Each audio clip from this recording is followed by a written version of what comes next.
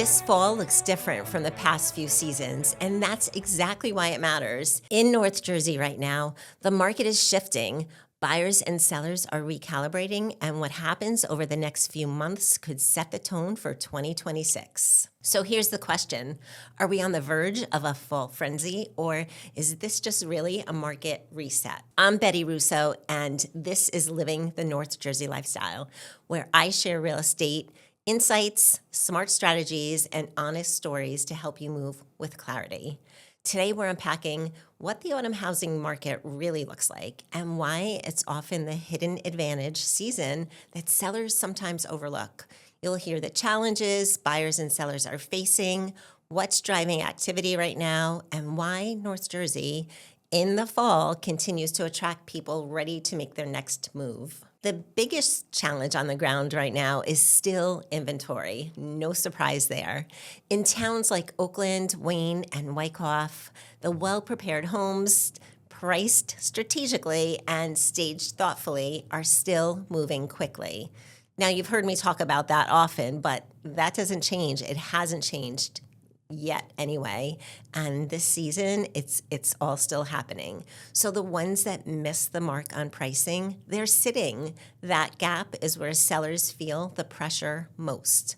On the buyer side, interest rates continue to play into affordability.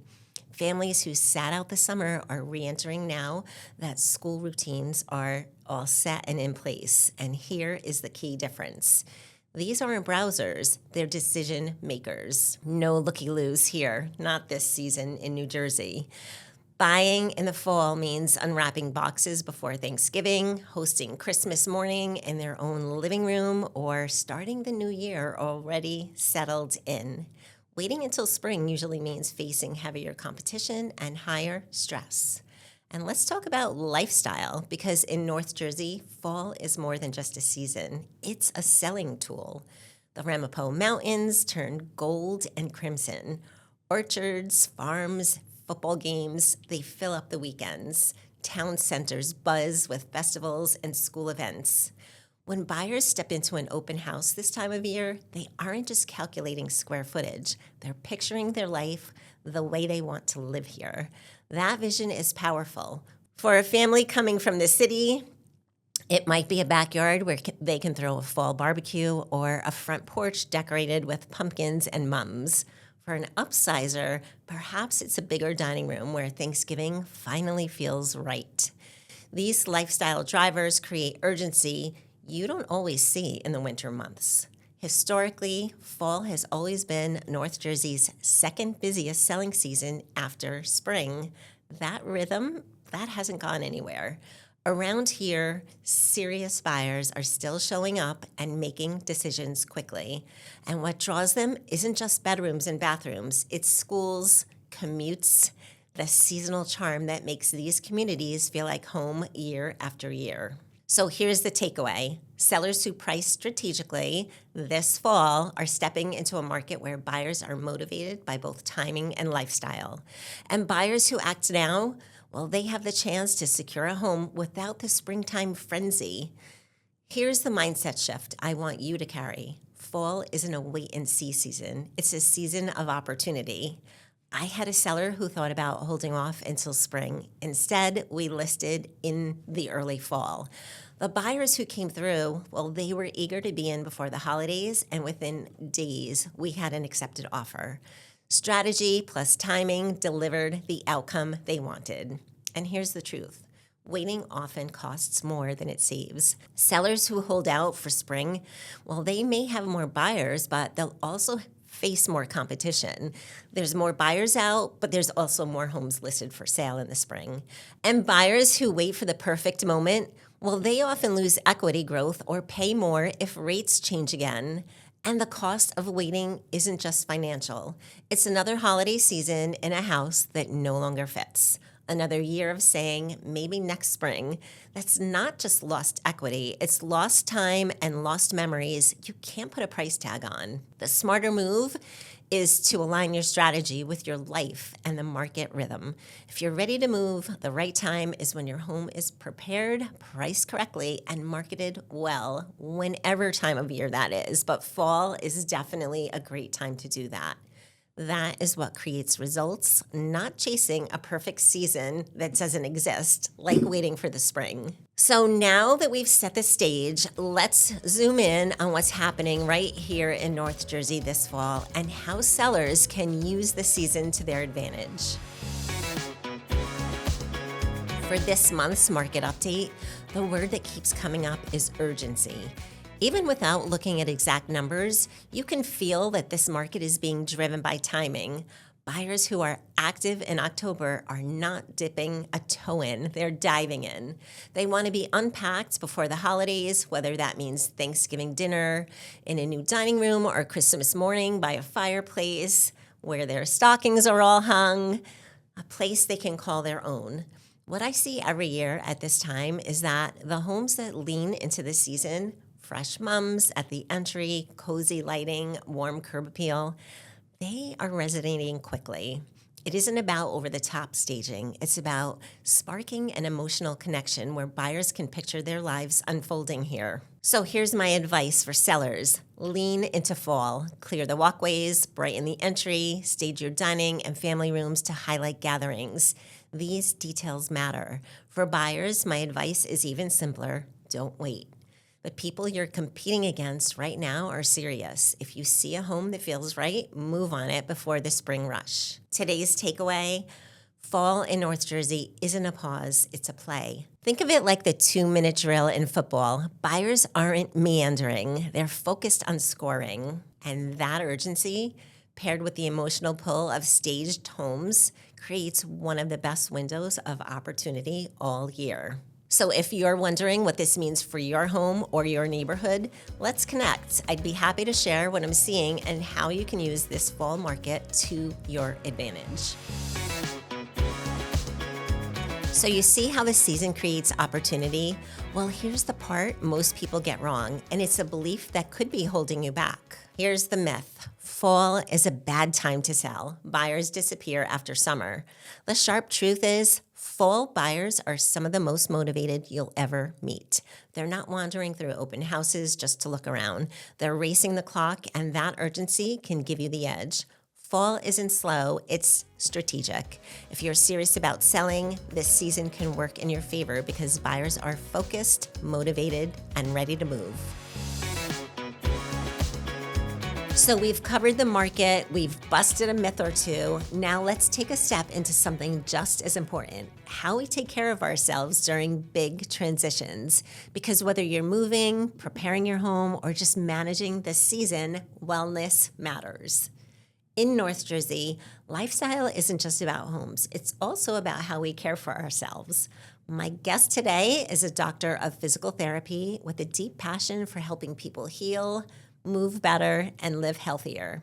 She cares deeply about our patients and goes beyond treatment to empower them with strategies that truly make a difference. I can't wait for you to hear her insights and practical tips. And my guest today happens to be my daughter, Giana Russo, Dr. Giana Russo. So I'm here with Giana Russo, my daughter. She is a doctor of physical therapy, and she's here today to talk with us about health and wellness. Thank you, Giana, for joining me. Thanks for having me. So before we dive into the details, Giana, I just am wondering if you can share some information about what you do on a day-to-day basis and which kind of patients you love working with the most. Sure. So I work in an outpatient physical therapy clinic in Franklin Lakes. I see primarily an aging adult population, and it's mainly orthopedic injuries that range from lower back pain to joint replacements. I do have a lot of older individuals who have, difficulty with balance or have experienced frequent falls and injuries related to falls and that sort of thing. Interesting. So you're known for, and I know this because I know you. You're known for really listening to and caring for your patients. You give a lot of TLC and you really care for them genuinely. So how does that shape the treatment? How you differ someone's treatment from someone else's treatment? So every patient that I see when they first come into the clinic, I do an initial evaluation where I spend about an hour of one-on-one time with my patient just to get to know them, get to know, the background of their injury, any, relevant medical history, any other health concerns that they might have. And I really try to spend that one-on-one time going forward every session throughout their plan of care. That way they're really getting personalized treatment, and they're not just getting that cookie cutter, treatment plan that every other patient gets. Every program that I create is specific to that patient. How does that differ from traditional medicine, in your opinion? Well, a lot of times in physical therapy, outpatient clinics, we do see a very high volume, so it can become particularly difficult to get that one-on-one time in with your patients. And, it's really just setting aside the time to spend with the person and recognizing that you are, directing the care for another human being, and, not looking at your computer, not looking at your documentation, and just focusing on the person in front of you each session. I think that goes a long way. I would like to say that I stand out from, other providers in that way, but I would also hope that other providers out there are, treating their patients the same, with the same level of courtesy and care. So I have to say, I know from experience, because you fixed my back last year, but I have never been to another physical therapist. So I can't really compare, but I saw you firsthand. So I know I'm biased. What can I say? But it's true. It's all true. So many of our listeners are busy with families, working. Life is crazy. What would you recommend? Some small, easy, healthcare ideas, suggestions to working people who are juggling a lot and don't have a lot of time? So the majority of, health conditions that we see are a lot of times preventable. And it is very challenging to, prioritize your health and wellness as somebody who is busy and who has a family life and has a career. But really the only one who can do that for you is yourself. So I try to inspire my patients to, increase your physical activity level, be more active throughout the day. And the easiest way to do that is just walking. Take some walking breaks throughout the day. I have a ton of people who I work with, who have desk jobs, and they're just sitting at a desk all day long. And, they come in with, a typical overuse injury that happened because they went and, decided to play tennis this weekend, but they are not typically physically active.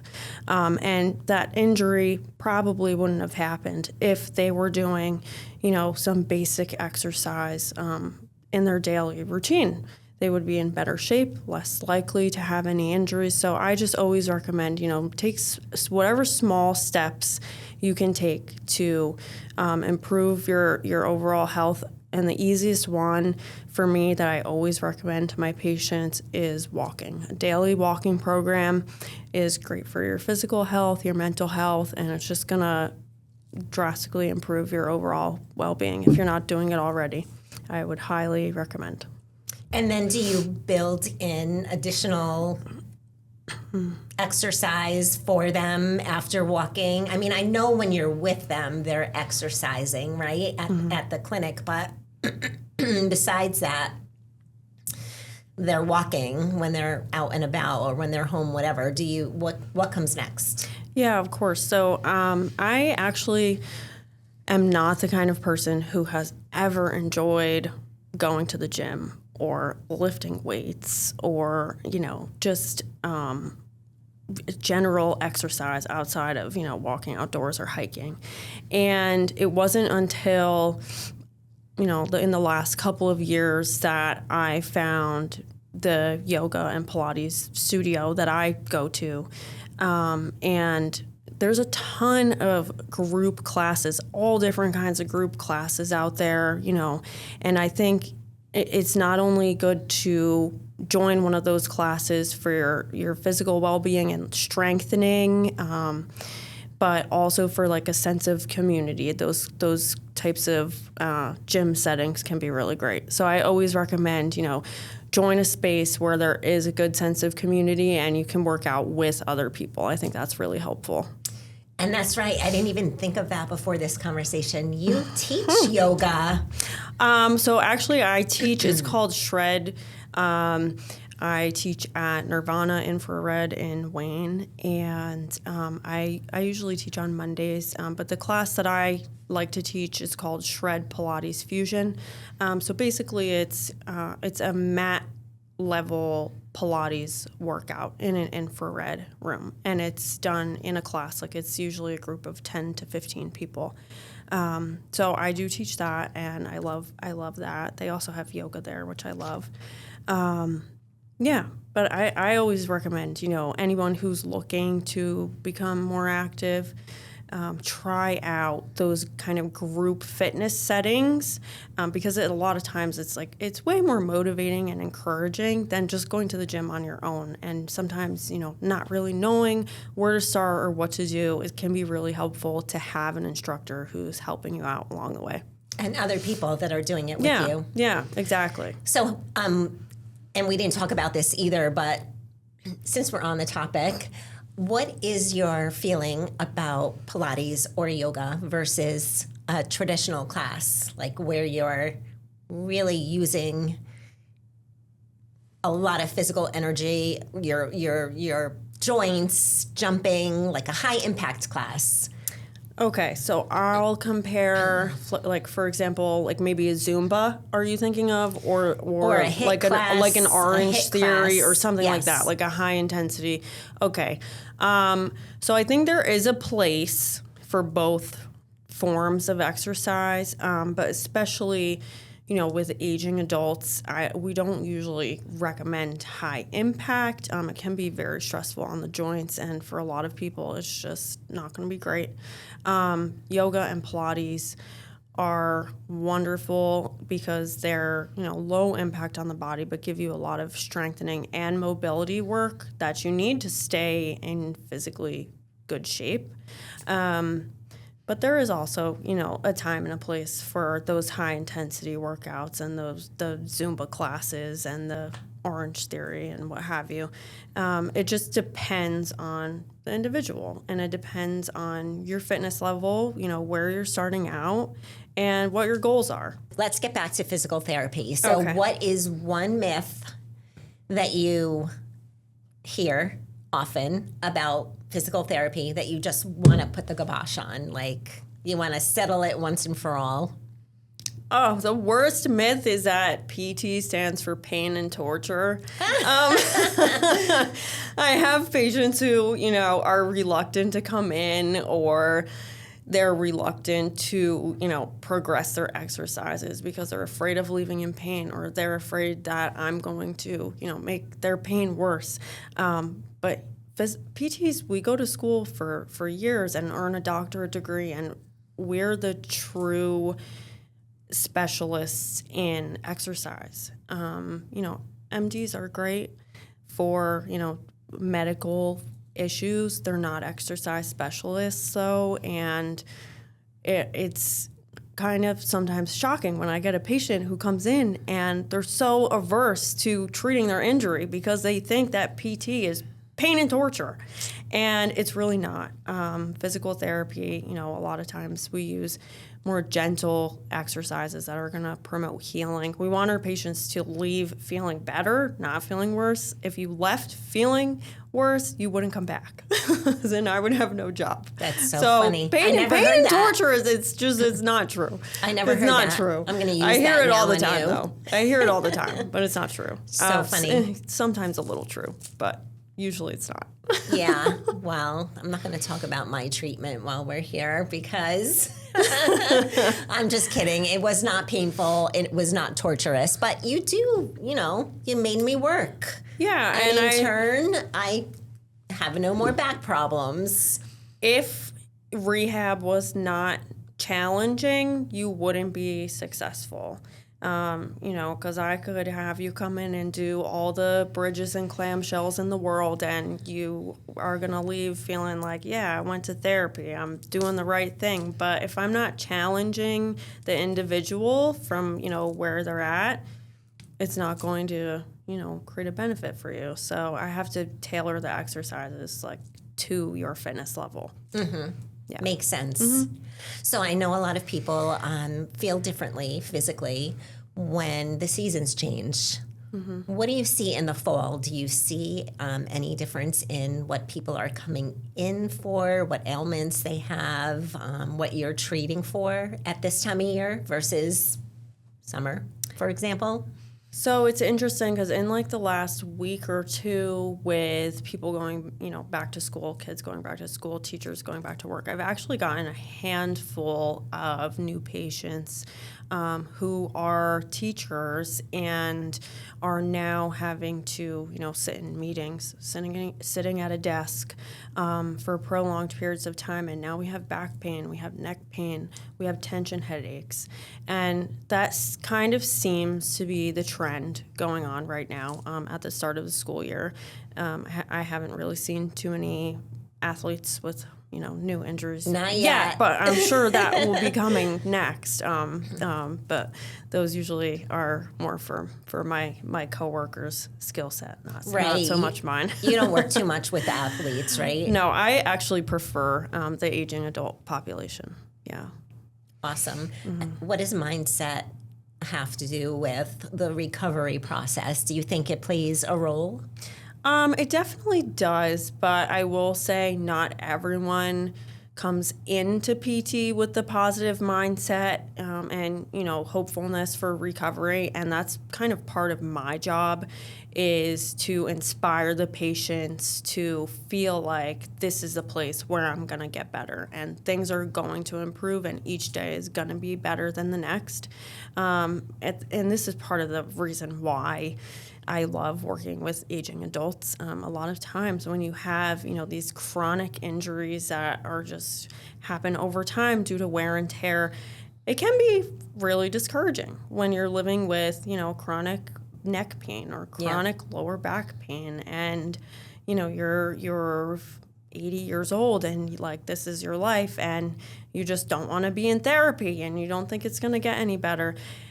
It is such a good feeling for me to see those people go from day one to, however long into the program, and they come in with a smile on their face. They're ready to go, ready to work. They're joking around with me throughout the session, and part of it's because they're physically feeling better. But the other part is because I at least try to instill in them that positive mindset towards their recovery.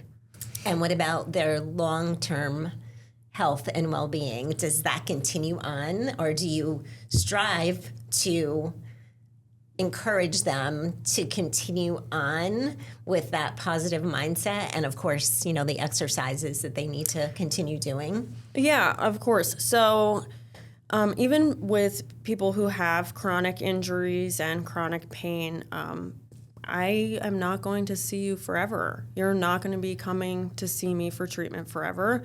There is a graduation date for everybody, and it's really important that I send you home with some takeaways at the end of your, treatment program, so that you can continue, to live pain-free and, and just improving your overall health and wellness. And I always tell people, like, it's never too late to start exercising at home. It's never too late to, go to the Y and join the water aerobics class or whatever it is that you want to try out. Those things are, they're all really important. And I try to encourage everyone to get out into a more social setting for exercise after they're done with their PT.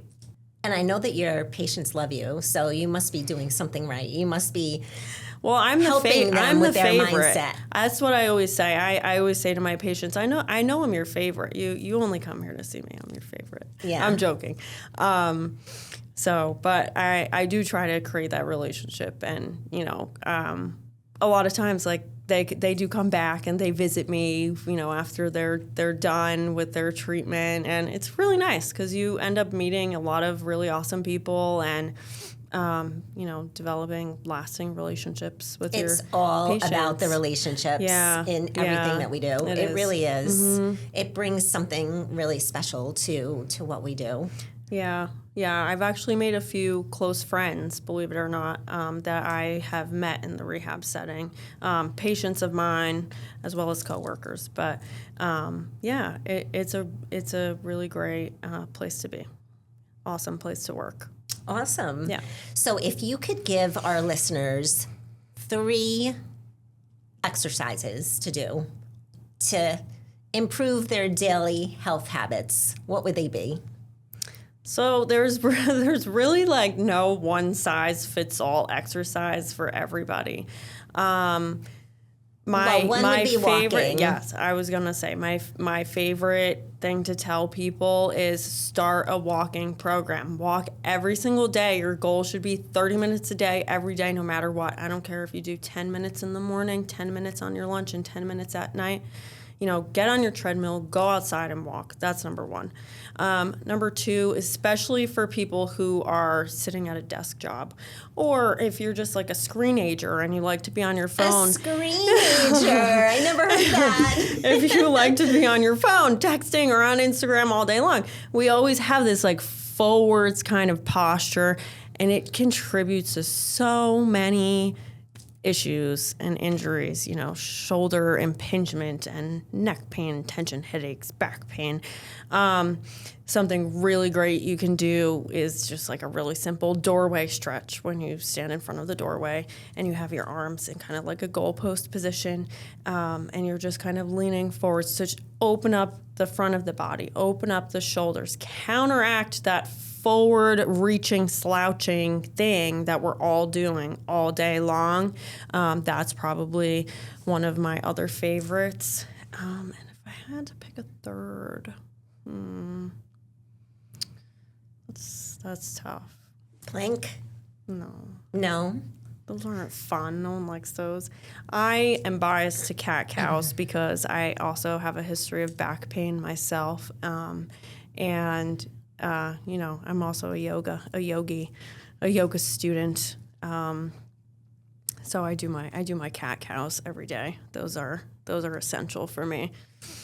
Awesome. I'm just cracking up because I know I could be at home and Giana will come up behind me sometimes when she's around, and all of a sudden she'll be like she physically.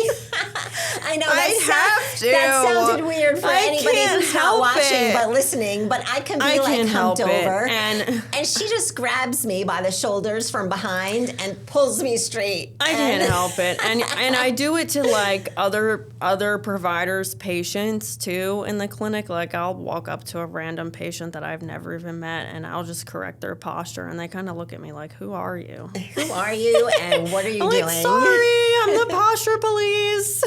It's me. That is so funny, but that's good. That's great. Yeah. I mean, it's so important to sit up straight, right? I mean, if anybody listening is interested in contacting you, I will make the connection. So just reach out to me and I will connect you to Giana. And also, talking so much about walking, we did a podcast episode recently where we talked with Frank Ring of Walking for Health and Fitness. He's an author, and that was I didn't know great. that you interviewed him. Yes, it was a that's great awesome. interview. You'll have to listen. I've actually never met him, but I think I follow his Instagram. Yep. And I've heard you talk about him before. Yes. So, we'll definitely link Yeah. that in the show notes in the podcast and on YouTube. So that is all for that. Thank you so much, cool. Giana. It was fun having you. See, Thanks. it was easy. Thanks for having me, Mom. Yes, of course.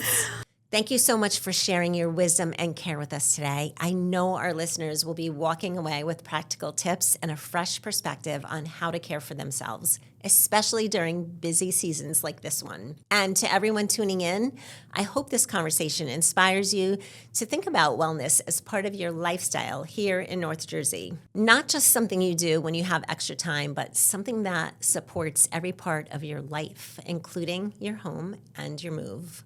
If you loved today's episode, share it with a friend, subscribe to Living the North Jersey Lifestyle, and let's keep this conversation going. Whether it's about the market, your move, or your mindset, you know I'll always give it to you straight and with strategy and with heart. Until next time, I'm Betti Russo, and remember, real estate is personal, and so is my approach.